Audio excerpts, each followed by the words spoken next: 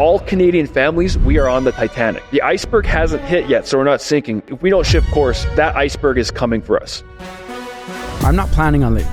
I'm fighting. We want to make this country incredibly great. We begin to see that it really isn't about diversity. It is about punishing the people who perform beyond the mean. For people who don't care, where do you see Canada going? Oh, it's catastrophic. It is that bad. What is the carbon tax doing to lower carbon emissions? Exactly. I love this country. I was born in this country. I believe in what this country stands for. I believe in its people. I believe as a place opportunity for all to come and live, but the path that we're on is not working. And we are not going to be what we're supposed to be if we continue along this path. Yeah.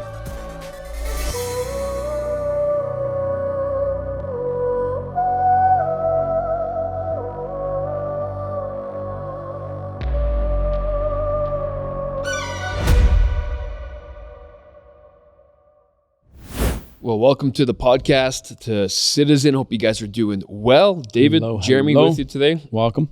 What's going on, Jer? Lots is going on. Canada is 1 week away from the election. Yeah. Just under a week. Just under a week now. So we had advanced polling this past weekend. Election day is coming up this upcoming Did you vote? Monday. Did you vote yet? I have not voted. I wanted to advance? keep it a mystery until Monday. Yeah. You're still deciding? Yeah. Good. I'm still deciding. But there's a lot of information that's been coming out that's going to maybe help people decide one way or another if they are undecided. We'll get to leadership debates last week. We want to chat about that. I do want to talk through the conservative and liberal costed platforms. We'll kind of compare those. That came out over the weekend, and then the liberals came out conservatives came out on Tuesday. There's several other things we want to talk about. But there's also a major report that came out on Tuesday from someone that works in conjunction with the Privy Council, the Policy Horizons Canada, about the future economic outlook over the next 15 years. So we'll go through that. That's quite bleak. Yeah, that's a big deal for sure. My experience when at the polls too was quite strange when I went. And I went yesterday. I had a couple hours, so I quickly zipped down to where it was. And so I went down to the advanced polls, go in, and there was only like 25 or 30 people in there, so there was no rush. But what was so weird about it was when I got in there, went to the desk, I asked the lady, I said, where'd I go? Because normally it's just you go to your address spot, they line you up, you go into the thing, check a box and put it in, you're done. And so then she goes, go sit in those chairs, please. There's about 20 chairs there full of people. And then every time someone goes and gets their vote, everyone stands up, moves over, sits down. And that was the line. And I'm like, we're going to stand up 20 times? 2 more? Yeah. Was there a beep that was making everyone stand I know, up that's and what down? I thought about. I was like, this is an experiment. I'm being watched. Pavlov's and seriously, dogs. and so it was like, every time they got up, moved, sat up, moved. And then I was like, what if there was like 1,000 people here? This wouldn't be sustainable at all.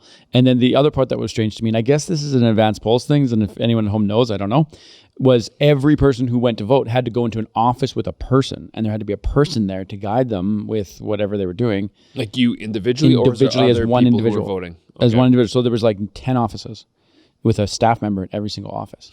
And I guess this is an advanced polls thing. It's not a normal thing. So I go in there, and then I had to show her ID, and then she had to give me my paper, and then I leave the room, and then I come back out and do it. And so it was a little bit odd because I was like, what if there was 2,000, 3,000 people here? This is not sustainable at all. And the numbers for early advanced polls have been record breaking, actually. Yeah, they have been. Over 2 million, I think, on day one. 2 million. That's huge. That many? Yeah. Actually, I think I saw that number too. That's huge. That's a great turnout to start. Really good. And that's what the lady told me. She's like, we have been solid all the way through. It's been awesome. Well, let's hope that trend continues on election day. Yeah. Hey, tell them what we're going to be doing on election day.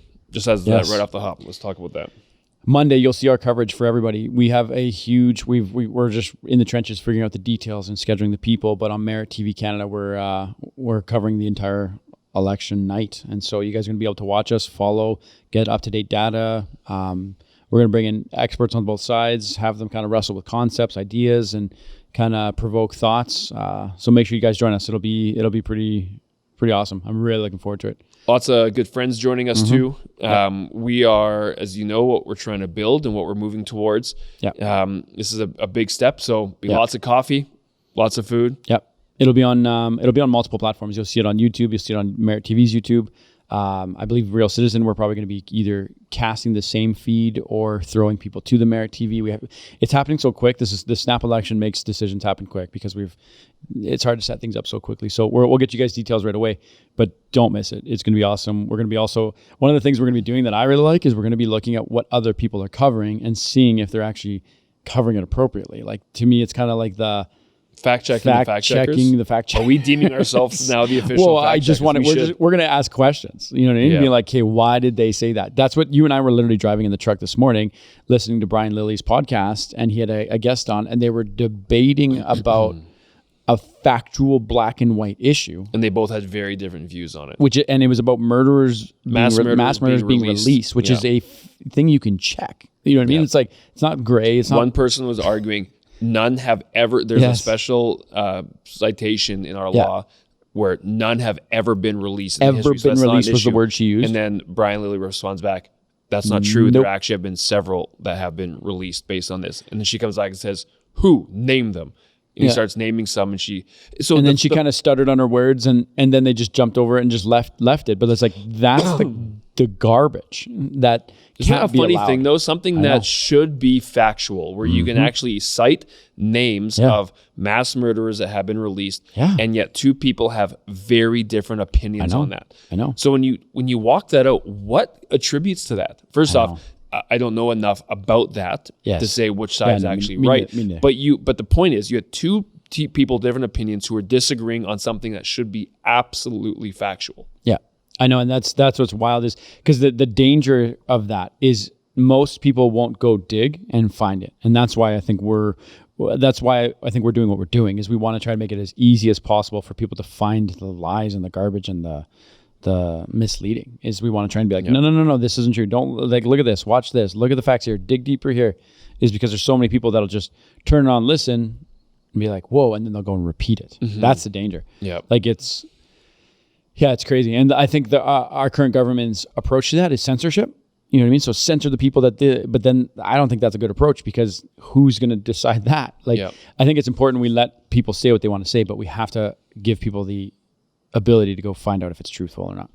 So let us know in the comments or email us or whatever information you need about who you'd like to see. We still got some more guests that we're going to be confirming for the evening of our election night. If you guys got people that you'd like to see join us to hear their opinions as we give live updates on what's happening in the polls, we'll be, as Jeremy said, talking about what other people are reporting, giving you our opinions, what's going on. So it's going to be a lot of fun, but let us know. Write their name, maybe their X handle or anything. Well, and if there's any members of parliament watching, reach out to us.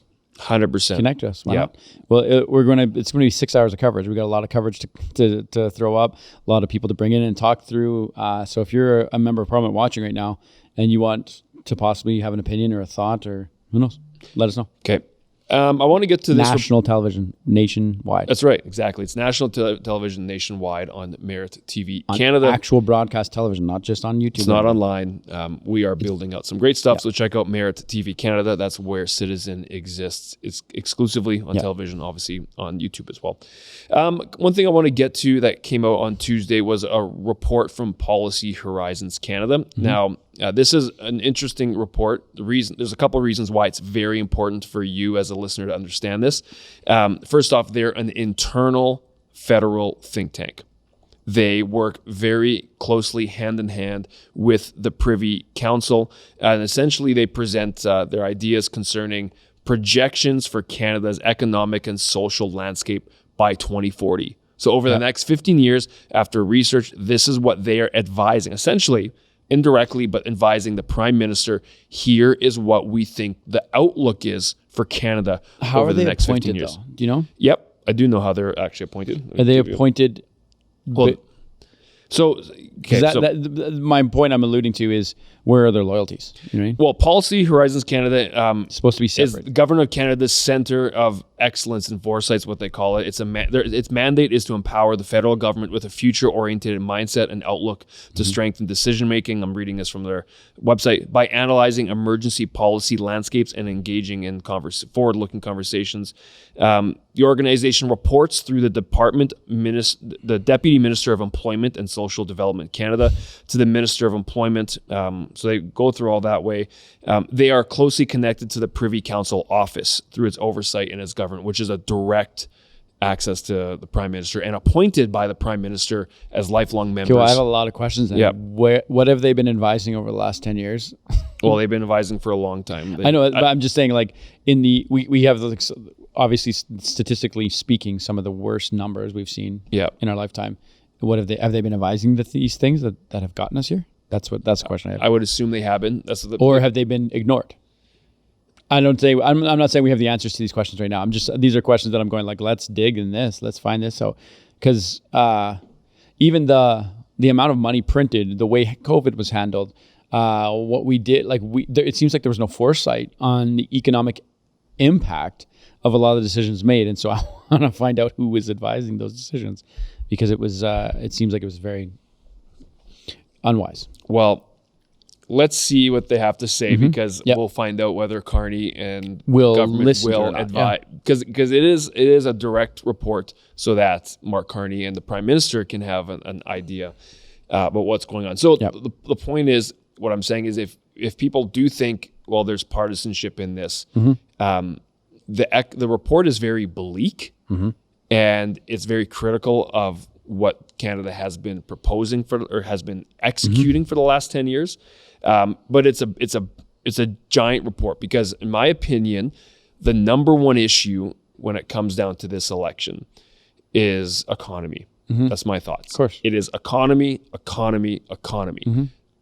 Wealth, money answereth all things. Yeah. Are we building a wealthy nation? Are we building a have or have not nation? And I kind of argued, I put out a little article yesterday, arguing that another 10 or 15 years down the road of what we're doing, we might end up like Puerto Rico, somewhere that's extremely resource rich, but dependent on other nations, and you don't really have your own sovereignty because you don't have your own independence because you haven't been able to build. Anyways, let's get to the report. What's the name of the report again? It is Policy Horizons Canada. Policy Horizons. Yeah, so that's the council that put it out. So essentially, key points of what they are seeing. So everyone just listen up, because this is important, what they are expecting over the next 15 years in Canada. Stagnation of upward mobility. So it indicates that by 2040, the foundational promise of social mobility in Canada will erode significantly, with individuals finding it increasingly difficult to improve their socioeconomic status through personal effort. What does that mean? The harder you work, well, their prediction is it's not going to really benefit you all that much in Canada. Other countries? Yeah, probably. But that's what they're saying. So that is a very damning report right there. So let's say you are lower class, middle class, upper class in terms of maybe tax brackets or whatever. Lower class is the wrong terminology. But you have a lower socioeconomic status, and you work really hard, you want to start. Well, this report is stating that over the next 14, 15 years, it's going to be harder for you to move up in the ranks, so to speak. You know what I did yesterday was, because of my role, I was looking at hiring somebody, and we're talking about a certain position. And so as I was sitting there, I decided to throw it into ChatGPT and say, what would be the difference of me hiring this individual in Manitoba versus Alberta? What would be the impact of that individual if this was the recommended salary here in Manitoba versus Alberta? And how much affordability could that individual have as a difference from Manitoba to Alberta? Meaning, could they, like, how much more would I have to compensate them based from one province to the other?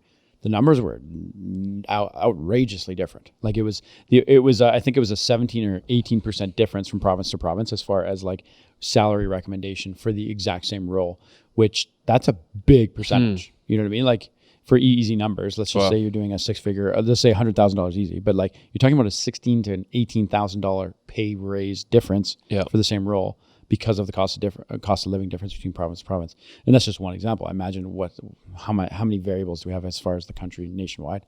It's a huge big number. discrepancy from provinces that are two provinces apart. Interesting. The second point they were making was the emergence of a soft aristocracy. So remember, this is a projected future, but societal structures may favor those with inherited wealth, diminishing the role of merit and effort in achieving economic success. Wow. We just need to leave that there for a second. Yeah, no kidding. So that's why he's talking about a soft aristocracy. Wow. You want to bring into a debate, which one of the clips that you put out or that you were talking about on Citizen last week about the age gap when it comes to voting and how different generations seem to be voting a different direction. This lends to that idea in a sense that the economic impact, and I'll say the economic downturn that Canada has seen and has been walking through, people who may have built their wealth through when merit and hard work and when buying properties was more realistic, and their properties have gone up significantly, and they have that nest egg because they're in their 60s and their 70s, aren't feeling the societal impacts as much as emerging generations. Well, this is stating it's going to continue that way. And those people who might have those houses or might have millions of dollars sitting in properties or whatever it might be, and they pass down, well, it's going to benefit obviously their family, which is great. You want that. But you also, you want to have a country. This is what attracts this literally, everyone listen up. This type of thing is what rejects outside money from flowing into our country. It's what repels people who have talent and ability and giftings and brains. It repels them from Canada to other countries. Why? Because they can't get ahead based on what? Merit. Achieving economic success that they want to. That is a crazy report. Keep in mind, this report is a foresight study. It does explore possible futures to help inform the government of policy. But you got to take this into consideration under the current policy that we've been going. This is the projections of where it's going. So take this information, look at the Liberals, look at the Conservatives, look at their policies, look at their costed policies. Are the Liberals changing from what the past 10 years have been? Are the Conservatives offering a much different path? This is huge. Like think of Sloan and Ellis. I know. 15 years, they'll be 25, 20 in their early 20s. Their merit and their hard work, according to this, isn't going to get them what you think it should. That's exactly it. Like, that is the driving source here. It should be. I just took ChatGPT and asked it to summarize the report and just give me a summary. Bleak is an understatement. I think you're being kind. It's really dark and grim. Holy smokes. Like, look at this. These are just summary points here. People cannot tell what is true and what not true. That's point number one. Biodiversity is lost. Ecosystems collapse. Sorry, I shouldn't laugh, but this is grim. Is ChatGPT This is ChatGPT's summary. Emergency response overwhelmed. Cyber attacks disable critical infrastructure. Number 5, billionaires run the world. Number 6, artificial intelligence. What question did you type in this? All I typed in was the Policy Horizon Canada report. Give me a summary. That's all I said. That is the only line I wrote in there. Number 7, AI runs wild. Rapid AI development outpaces society's ability to understand and regulate its usage, leading to unforeseen challenges. Number 7, vital natural resources are scarce. Number 8, downward social mobility is the norm. Can you tell it to calm down? I know. Relax. Just drink a coffee. Try here. to be a little more positive if you can be a little more positive. If possible. Let's see. If possible, if this report offers any on the positivity. Okay, so the other part says, the third point I had here was about societal impacts. This is talking about the shift that would lead to increased social stratification, reduced economic dynamism, and challenges to principles of fairness and equality that underpin our Canadian society. So obviously this is speculative. It's important to remember this is not a crystal ball. It does serve as a prompt for discussion on policies that can help Canada moving forward. So if you do want to review the report yourself, which I recommend you guys do, it's available through the Policy Horizons Canada official channel, because I hope our leaders and whoever will be our Prime Minister next week is going to look at this and hopefully shift and adjust policies to help Canada that direction. So I want to actually, maybe let's you and I throw out some ideas about what are some policies that could actually change the way that Canada's going. But maybe let's do that at the end of the show. Yeah. I've got some ideas. We'll just spitball it. Anyways, isn't that crazy? Yeah, it is wild. Just so everyone knows the importance of that. This is working, as I said, very closely with the Privy Council office, which is direct advisors to the PMO's office. And this provides an economic and societal outlook and internal think tank for the government, specifically for these reasons. So it's huge. That's really a very important important I thing. can't. I So- still can't get over how grim these things are. Like number 9, healthcare system collapse. Well, that's kind of, it's not collapse, but we're having real issues in Crazy. Canada. These are dark. Right, if- Democratic system breaks down. Authoritarian regimes outnumber democracies. This is straight from the policy rise in Canada. Crazy. Like that's the source. Okay, if you're in one of the lower tax brackets in Canada, all right, I'm trying to recall some research I did last week about healthcare and tax rates. I think if you're in that, call it $60,000 to $80,000 income for And Canada. that's larger than the median. Okay, yeah, so slightly larger than medium. Yeah, because medium's like 50 something. Isn't it? Median income, I believe, in Alberta is 55. So 60 to 80, the average amount of your taxes. So you pay, everyone, just so you know, you pay for your healthcare. Everybody, you pay for your healthcare. Oh yeah, it's not free. Yeah, Just because you're not writing Not a even check every close. time you go to the, you are paying for it. The average person in between 60 to 80 grand is paying around $8,000, give or take, of their taxes for healthcare. So annually. The average wait times in Canada. So if you need, let's say you need to get in because you've got a life-threatening disease. There's massive backup for necessary surgeries. for sure. There is wait times beyond. You have a system that is overrun in most, actually almost in all cases. I know probably 6 to 10 people personally who have taken costly surgeries outside of Canada because of the wait times, and it's that important. Not just a convenient surgery; it's a necessary surgery. My point is saying that is that $7,000 to $8,000 that you pay out of your pocket for taxes that goes directly to the healthcare system. That would get you an incredibly good insurance package in the United States for healthcare that could get you to see doctors within minutes. Well, think about and to get you the necessary thing in a extremely reasonable turnaround time. 8,000 is the talking median weeks. wage, right? That's what you're saying is the. the Sorry, median, that's the yeah, average. average. Meaning, if you make larger If you're in the wages, $60,000 to you're paying- $80,000 range, If you're in the anything above 80, you're paying a lot more than 8,000. Yeah. Right. Yeah. Is that what that means?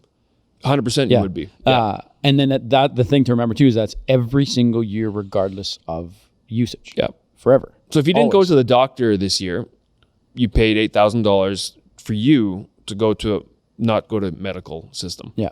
So And I'm just saying is that it's not everything that's cracked out to be, and we have a system that is breaking for sure. And it's worse in different provinces. Like Manitoba is like, I've lived in Manitoba and Alberta.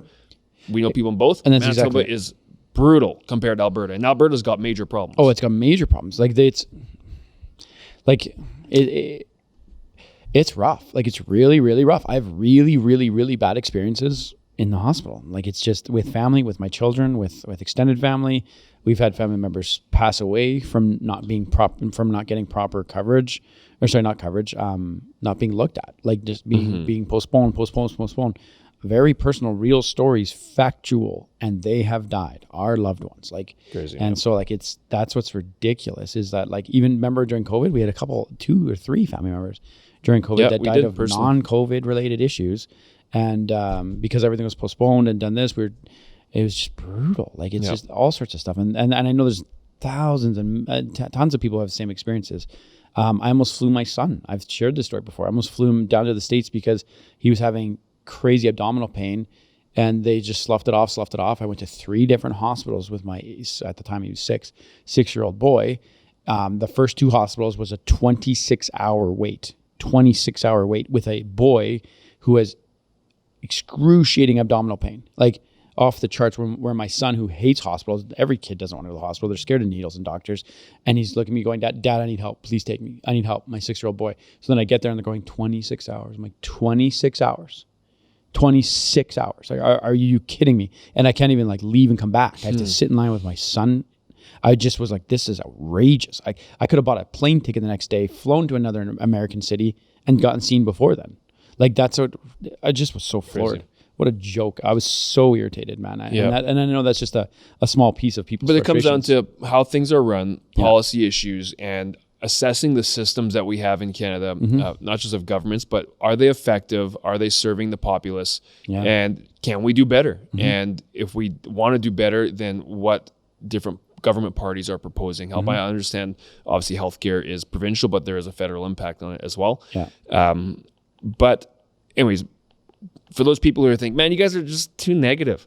Don't worry, we'll get positive at the end here. We got to work through the serious issues in order to assess where we're at. We have to work and start out with this report, which Jeremy and I did not write. We're just talking to you about what advisors to the PMO's office or Prime Minister's office and the Privy Council is stating. But the thing is I don't think we need to look at the critical things so we make some positive change. Like that has to constantly be happening. We have to keep doing that. So I know too negative, I get it, but we're trying to be looking at the things that are hurting people's lives and they need change. Yeah. So that's the point. Like that's why we're here. Okay. So we'll get to the leadership debates in a little bit. We'll just give a little roundup in a couple minutes. Before we do that, I want to go through the costed policy platforms from the Liberals and the Conservatives. Yeah. Liberals came out over Easter weekend. Just so you know, the costed is essentially putting dollars to where they're allocating money, spending, projections of how much more or less they want to spend, that kind of stuff. Conservatives just came out today. Just on a side note, I feel it's unacceptable that costed platforms and these type of things are coming out after the debates. Yep. Understand it's a snap election. Yep. We can do better. In order to and also we'll talk about the debates in a second. It feels strategic. Why are we not required this? This is key information that you can learn about when you're debating with each other about allocation of funds and money. Again, economy is the most important thing in my opinion. But anyways, is that crazy? The stuff came out after the one time we can hear these. But even the whole idea of the snap election, the idea of the snap election too is also, I think that needs to be discussed of why we would rush the single greatest thing that our country is doing. You know what I mean? Like, why are we okay with 6 weeks to choose the next leader that's going to lead us through whatever we're going through? It is such a rushed thing for one of the most vital things we need to do. Even that's there's so many more things that have taken so much more time that are small. But when it comes to the electing the leader, 6 weeks, get it done, blast it out. We don't have policies. We can't see them. We can't see your platform. What? It's outrageous. It makes no sense. I know. Silly. It's really weird. Take longer to buy a car. You know what I mean?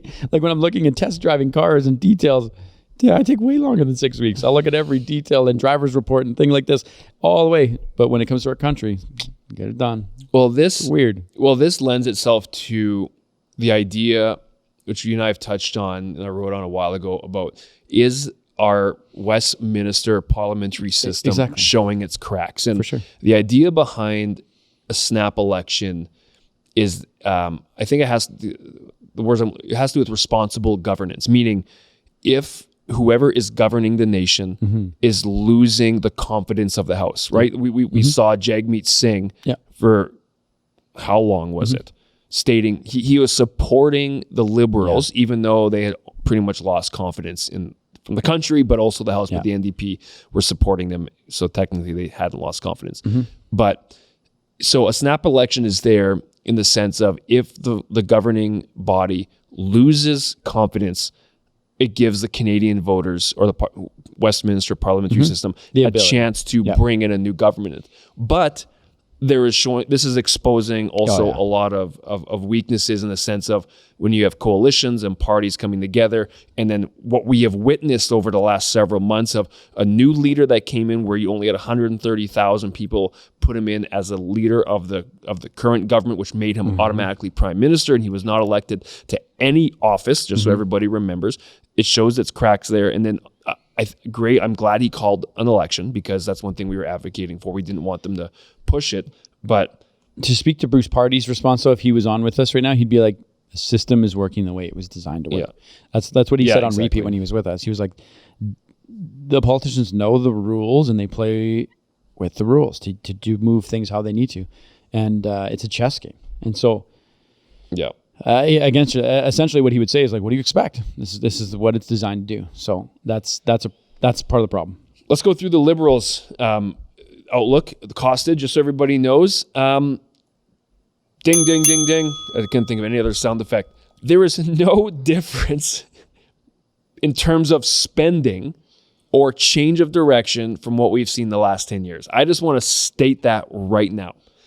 Proposes $130 billion in new spending over 4 years. So that's spending. They've also, idea, my estimation, they're hiding other money that, not hiding in a sense, but they're not calling it spending, they're calling it investments.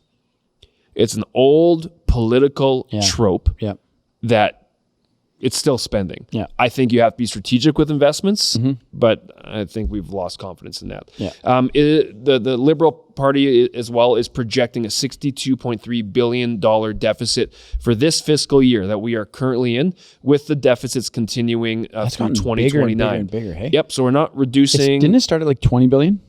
And then there was criticism at 40 billion? I don't remember. There was a lot of talk about this way before. Oh yeah. And that's before all this. That's if they don't overspend. Yeah. And now we're at 60 billion. It's getting outrageous. Here's a positive, maybe for some people. Plans to reduce the lowest income tax bracket from 15% to 14%. Aims to eliminate GST on new homes priced under $1 million. Whose platform is this? For first-time Liberals. Okay. We're going through the Liberal Party. That's the same platform from the Conservative platform too. They have there's a lot of similarities. Yeah. They intend to double the pace of home building over the next decade. Well, I think that's just how. Yeah. These are all it says? Yes. All it says? Double the pace of home building. Great. How? Yeah, exactly. It's like, what if a party said, we're going to make sure we have no more debt? And nothing. Yeah. How? Shut up. Don't ask me no how. more debt. Okay. Don't you ask me how. They're proposing to create a crown corporation called Build Canada Homes to oversee affordable housing projects. I want to camp on this for a second. We love Crown Corps. Love the Crown Corps. Do we want a home building crown corporation? No, good Lord. Or do you want free enterprise, private builders to build who, guess what, are incentivized to do it well, to do it fast, to make money off them? Yeah, that's crazy. I don't want the government doing that. First off, they have no track record of doing anything effectively or efficiently. It's silly. Also, it's important to note what it says here, affordable housing projects. Remember how Mark Carney talked about investing, forget the number, billions and billions, might be $40 billion into into housing for Canada. They also obviously want to build a Crown Corp. The government's getting into the home building business, right? The thing that is an issue with this, if people like this idea because we have a housing issue, because we've had an immigration issue, housing has been one of the sectors that has grown the most, that's actually helped, I guess, kind of falsely support the numbers for Canada and its growth. But the thing is here, with this type of thing, don't expect to own a home with these new homes. Yeah. If you're a young person and you're voting and you're thinking, wow, this is amazing, they're going to get new homes so I can buy a home. No, the plan will be so you can rent a home. Affordable rental. Is that what it is? 100%. Yeah. Wow. They won't say that in this. Yeah. But affordable housing projects are always that. It always is, like, usually, like, remember Student Works Painting? Shout out to Student Works. I ran a Student Works Painting business for a couple of years. All the affordable housing. We painted several affordable housing projects for the government of Manitoba. It's not ownership, and unless it's very specifically different. If I'm wrong, well, and then I don't also believe I am, but let me know in the comments. Yeah, it's just there's a whole idea to be explored there. Yeah, because it's one thing to help people who are down and out, and then it's another to what's the word I'm looking for? Not empower, but when somebody's maybe toxically living, what is it called when you continue? Yeah, enablement to enable negative behavior. So if you have people who are not necessarily being responsible, working hard, understanding basic principles of earning and working for it, but still being rewarded, it's a very dangerous slippery slope to go down, because you lose grip of ownership and values and earning and money and hard work and discipline. Those go out the window, and we saw that. Like, do you remember? I don't know if you ever meritocracy. Oh, yes. Look at our economic report we just read at the beginning of the show. We went and revisited the places we painted when we were doing Student Works, and like, I'm not kidding you, 60 days. The paint looked decent in some spots, but and the reason I say decent is because they were trashed 2 months after visiting them. Trashed, and I was just it's essentially that idea is that there's a really fine line with charity. you have to be very diligent and careful and raise them up and teach values and systems and empower great behaviors. And so that's where it gets out of hand. And like Thomas Sowell would say is like, let the government should stay out of as much as possible. Let the people, let the economy build. Create an environment. Get out of the way. Let the people build and do, and the economy will do it. So you brought up a really interesting point, and Canadians have to answer, do we want that? Yeah. I know you and I want that. We believe in free enterprise. We believe in the citizens that can, if there's an environment available to actually thrive and build business and to be, have ingenuity and to excel based on merit and meritocracy. We want our kids to, the harder they work and the more creative they can be, the better off they're going to do. But a lot of Canadians love the idea of this idea of government doing this. There's a lot of Canadians that love the idea of the government taking care of their problems. Well, that's the managerial mindset. Yeah, it is the managerial mindset. Like even just think about the differences between that I've experienced from Manitoba to Alberta. Manitoba Public Insurance, MPI. It is a insurance where you go get your registration, your car. It's the registries here in Alberta. Alberta has for-profit registries owned by individuals who pay staff and manage it, and they work it, and it's individuals. And where would I rather go? To the Alberta one or the Manitoba one? Alberta all day, every day. When you go to the MPI one, they are as slow as possible. And I'm not saying they're intentionally slow. I'm just saying the differences between a government-funded Crown Corp and a for-profit. The for-profit is like cutting inefficiencies, figuring things out, finding new ways, empowering new things, bringing in new technology to be as efficient as possible because they're rewarded for their efficiency. The owner makes more money. Exactly. He can give more raises. He can build more buildings. He can meet the needs. If there's not enough need being met, they build another building so that they can keep the supply and demand issue. You know what I mean? It's like, whereas the anytime, look at the liquor in Manitoba, the Manitoba Liquor Commission. Here you have people who can own liquor stores and make that money, hire individuals, bring that money, pump it back into the economy, and they make a lot of money, like a lot of money. I've seen very wealthy people who own liquor stores, and we built a house for a guy when I first moved here, and I asked him, like, what do you do? And he goes, I own 5 liquor stores, and pass one down, and we're doing this, and we're building this, and now we're building another building over here for a different company. And like the beauty of the overflow of his wealth is being poured back into Alberta. And that's what I love. And then you can summarize the difference in one word. Yeah. Incentive. Yeah, exactly. You have these Crown Corps. Yeah. There's no incentive to find efficiencies, to work faster, to work harder. Exactly. In these private, like for example, Manitoba Public Insurance versus private insurance in Alberta, is that you've got owners who are incentivized to run an efficient business because they make more money. Yeah. They have employees who are incentivized to do great jobs because why? They get pay raises. Yes, you get pay raises at MPI, but the mentality, it's top down and it feeds through the people. When you have that, anyways, all that to say. Well, and then also the free market determines the value and the prices. So like you have, if you and I both own insurance companies and you drop your rates, I'm now incentivized to go, okay, I got to make sure I compete to make a competitive market. When it's a monopoly, it's screw you. This is the price. There's in Manitoba, you can't shop around for insurance. You can't shop around. You have one choice: shut up and pay it.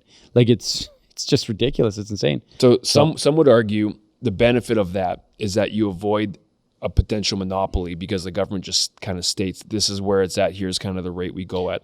Assuming it's good. Yes. Well, if it's public, it's the only option. No, that's what I'm saying though. Is like I would still prefer the ability to shop around and see, and then if they want to earn my business, they can maybe incentivize it and make it a little bit better and go, hey, we'll get you better coverage here. If you go to that guy, sure, it's a couple bucks cheaper, but here you get better coverage so that when hail comes, you're covered. My point is though is that people who would argue against that would say public insurance is better because you know what you're getting, whereas in private it doesn't happens occasionally, but not in this sense. Yeah. Price fixing of these guys come together and say, let's all raise our rates together. If they come together. And let's all do that. So I'm just saying that would be the other side. But for me, like 99 times out of 100, free enterprise, private going is the way to go. Why? Because it benefits the country and citizens better. Well, even remember the conversation you and I had about the public school build versus our experience with the private school build. So we've got connections with a private school that's being built right now. And we were talking with people who were building a public school with the same contractors working on both projects. And they were talking about the spending of the public school was just out to lunch, just insane. How much spending, and it was just wild. Like the numbers he was giving was 2 to 3x the cost on like what one classroom would cost versus what the private sector is doing. Crazy. And essentially for that it's a different mentality. It's a different expectation. The standard of due diligence is different, very, very different.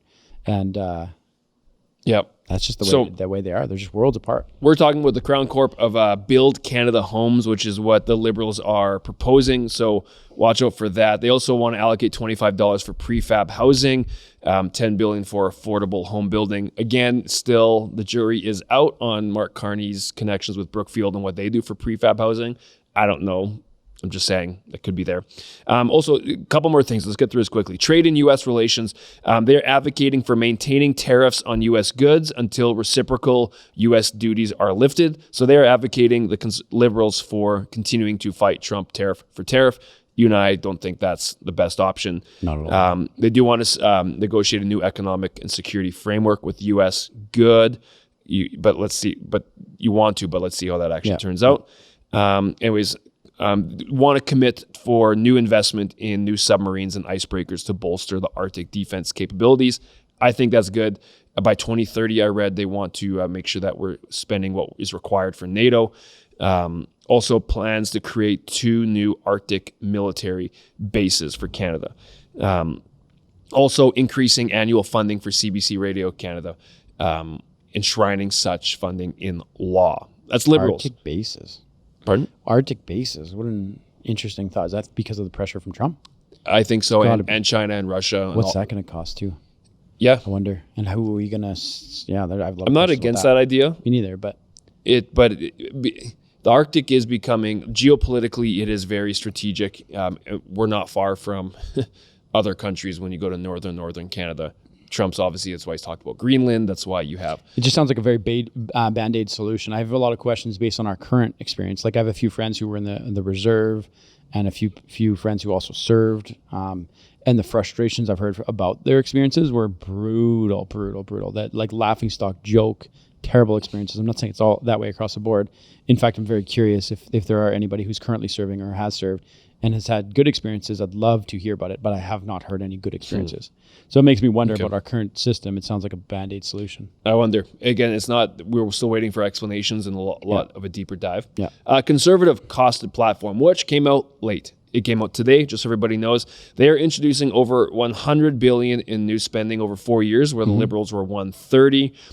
Projects a $31.4 billion deficit this year, which is half of what the deficit the Liberals are proposing with their spending. So there's still a deficit, but they're trying to reduce that. They aim to cut the federal deficit by 70% over 4 years by reducing government spending by $23 billion. Is that, I'm assuming that's annually. It's a great goal. Like at least they're talking that way and going that way. To recover, yeah. Taxation. Conservatives want to reduce the lowest income tax bracket from 15% to 12.75%, so $1.25 lower than what Liberals want. Increase tax-free savings account annual contribution limit by $5,000 in Canadian businesses. So anyways, lots of interesting housing. Commits to building 2.3 million homes by 2030. I want to, again, what does that mean? 2.3 million. How many is that by 20? That's in 5 years. So that's 400,000 homes a year. A year? That's 1,000 homes a day. If you start today. No way. How? Is that the real number? Yeah, that's what it says here. How? I want to know how. How is important. That's 1,000 homes a day. Yeah. And again, is that there might be high density housing as well. So you might get tons of doors. Let's call it doors instead. Plans to sell. Those numbers are outrageous. 15 again, but it's the how. I know. Plans to sell 15% of federal land holdings for housing development. Cool. Propose to incentivize municipalities to reduce development charges by up to $25,000 per home, with federal government covering half the cost. Yeah. Okay, so that obviously comes from tax revenue and all that. Again, trade and U.S. relations, slightly differing now from the Liberals, advocates for mutual removal of Canadian-U.S. tariffs and an early negotiation of the USMCA trade agreement. That's U.S., Canada, Mexico. Also plans to implement counter tariffs on the U.S., projecting $20 billion in revenue. Again, is it wise for us to go head to head with no kidding. the largest economy in the world in our current situation? I don't think so. Not even close. They actually want to eliminate the carbon tax on industry. That's the conservatives. Liberals have obviously dropped the consumer carbon tax, but they actually have not taken it away from law. Just so everyone knows, it's still enshrined in law. The question I have for that, and this is worth exploring later, is like, do you remember the amount of virtue signaling? And I mean that, I'm not being flippant with my words, virtue signaling that came from the carbon tax, and how it was saving the world and making a difference and changing things and keep it up and don't back down from it. And then it's gone over a minute. It's gone in a minute. Like, it's just gone. No one cares anymore. We're not saving anybody. In fact, again, what happened? There's polls that state that Carney had more to do with that than Pierre, in terms of he's the one that lowered the number to 0% for now. Again, because it's still in law, you can change the number. I'm very serious. Like, to all the people who were championing the carbon tax, saying it's saving the world, blah blah blah, and then it disappears overnight. Where'd those people go? How come there's no criticism on that? Like, did it not mean something to people, saying that it was changing things and saving the world? And we paid it for a long time. And if it meant nothing and they can just get rid of it over that, can we get a refund on all the back stuff? Because if it meant nothing and did nothing, then let's get it back. Like, how come this isn't being talked about? Exactly. What was it? Mendocino in the House of Commons? That was another guy that was basically goading Canadian families who wanted to do road trips at the expense of killing our planet. Do you remember that clip? Yeah. And how much they advocated for this, and the conservatives who want to advocate for families who want to go and at the expense, and now all of a sudden it's gone, and they're entitled. The problem is because typical, and this is not the Liberal Party, I'm talking about more of an ideology that would lean left. It's not anchored in a specific truth. Mm-hmm. It's flippant and it kind of goes with the wind, to be honest. And because of that, that's why you notice that such major policies that they would literally die on the hill of, in this said example, carbon tax. Now there's not a peep about it when it's removed. Yeah. Because it's about power, and it's about convenience, and about towing party line. Yeah. So and the conservatives will have that problem too in certain aspects. But anyways, all the other stuff they want to intend to eliminate the carbon tax. This is the conservative costed analysis. They want to establish a national energy corridor to streamline energy infrastructure. Obviously, pipelines east to west. Mm-hmm. Carney, everyone knows, Carney said they want to make us an energy superpower. How? Because at the same time, you also want to achieve net zero, and you've got massive climate goals. Those things seem to be a dichotomy with each other. So they don't coexist. Anyways, there's a quick summary of both costed platforms. Very quick. You guys need to go through them to know what does it look like, but interesting to see. Yep. So we're pretty much out of time, but I threw down 2 policy ideas. These are basic, but I saw one would be incentivized healthcare of some kind, either a system that coexists, that if you could incentivize doctors for success or health or average, I don't know if there was markers in healthcare of some kind for individuals, but right now, and I could be slightly wrong on this because I don't know the healthcare system that well, is the more patients that come through that are sick, and the more patients that go to the doctor's office, the doctor gets paid for seeing patients. Like any business, if the chiropractor sees more people, he bills more people, and that system isn't the best because it's incentivizing unhealthy people to keep coming back. Do you know what I'm saying? I'm not saying that they're trying to make people sick so that they keep coming back. I'm just saying if everybody's healthy, the system collapses. You know what I mean? That's all I'm saying. So it's kind of backwards. It needs to flip. So if you incentivized health somehow, that would be great. The second one I saw, and this came from Warren Buffett, where I saw a clip where he said, get rid of the deficit in X amount of years, where if there's a certain percentage of deficit increase from one term to the next, everybody in that party loses their seats. And he's like, they need to have a minimum of this percentage.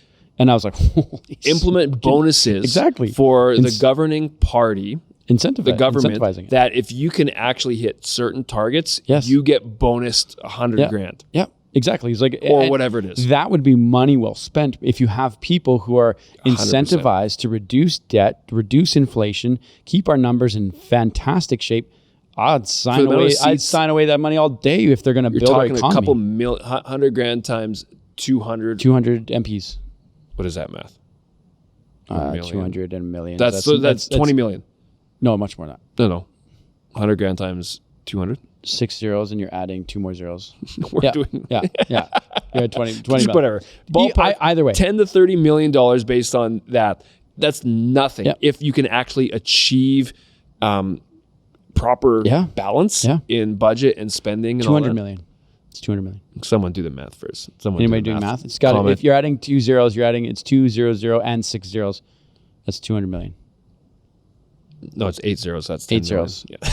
Oh my gosh, we're allocating way too much time on this simple math. There's this thing called calculator. Yeah, no kidding. Whatever. Either way, think about it when it comes to the terms of like how many billions we spend on the debt every year. Remember when we with Franco Terrazzano, does his name? Yep. We went through that. How much billions is being spent on just the interest on the debt? It's like we're throwing money to the furnace, just getting rid of it. Why not put it into incentivizing policies where people make a difference and can actually improve our situation? Yep. I'd like to see flat tax across the board.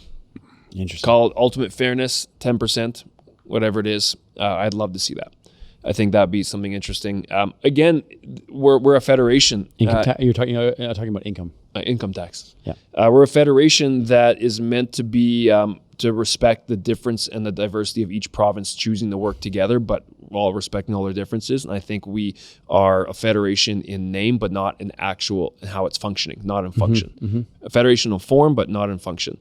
And I'd love to see the balance of that restored in terms of not as much federal overreach into provincial. So I'd love to see more power in the hands of provinces. An example of that is Alberta and energy, because there's a balance of we have the energy and we are building all that stuff out. But when it comes to foreign trade, that moves into the balance of power between provinces and federal. We're being handcuffed here in Alberta. Why? Because federal laws and all that stuff. So I'd love to see that type of thing, more power. But one thing that I've thought of a lot is property tax. Property tax feels like a land lease. It's a very strange thing, and it only made me think of it again is because Ron DeSantis is trying to eliminate it in Florida, because he did a whole speech being like, anyone have an issue with property tax? How is it that you can own land but you always have to pay the government forever and ever and ever for the land that you own? Name anywhere else that happens. When you buy your car, are you paying tax on your car forever and ever and ever? But when it comes to land, you have to pay forever and ever. And I've thought that before too, where you're like, the first time you buy any house, you feel that right away. You have to factor in property tax.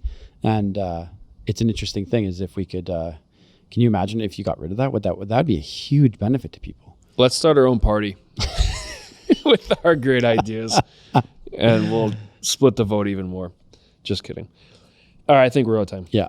A quick recap on the debate. Any thoughts? Debates last week? I hate them. I think they're a waste of time, and they don't. I wish there was real moderators that actually would stop them and be like, "Shut up! Answer the question. You didn't answer that would be a dream." Can you imagine if we had a debate like that? Let's make it a goal. Can you imagine? Our channel is big enough by the next election that we get all the leaders on CTZN, and we control in terms of it's not a proper debate in this formal debate, but we actually have the real conversation with everyone in the room. And you actually have to make people explain so you can get the real answers. Can you imagine if a moderator went, "I'm sorry, Mr. Person, you did not answer that question. Answer that question, please. Sorry, but you didn't answer that question still. You skirted around." Can you imagine what we would get? Like, they wouldn't even know what to do. They don't even know how to answer the questions because they're so good at being like, "How do I dodge that question? That's difficult." It'd be fun. They know how to dodge. Let's answer. Dodge. I would love that. Dip, dive. And dodge. Dodge, dick. All right, guys, we're closing on that note. The show goes on. We're done. Holy smokes. We'll see you guys next time. Thanks for hanging out. Appreciate all the support. Obviously, the likes and the comments and sharing with friends is keep rolling with us. Next week, we'll have a brand new show with a new prime minister, potentially crazy. A new prime minister. So we'll know what's going on. Stick with us. Anything else? Dodge, dip, duck, dive, dodge. That's the one. The That's 5 the one. Ds Got of Now the debates. show goes on. show goes on. See you guys later.